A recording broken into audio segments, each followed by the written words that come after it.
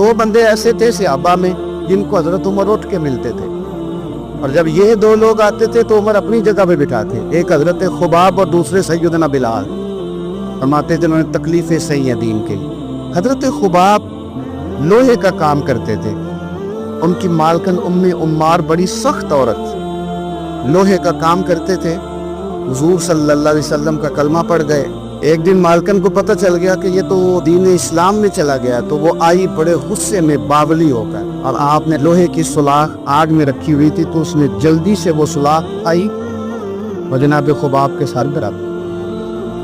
جلتی ہوئی سلاخ وہ آگ کا انگارہ بن جاتی، جل گیا سر مبارک، بڑی تکلیف میں آئے میرے رسول پاک صلی اللہ علیہ وسلم کے حضور، عرض کی حضور میں تکلیف میں ہوں، میرے لیے دعا فرمائے۔ حضور نے کیا جملے کہے، قربان جائیں مدینے والے کی دعاؤں پر۔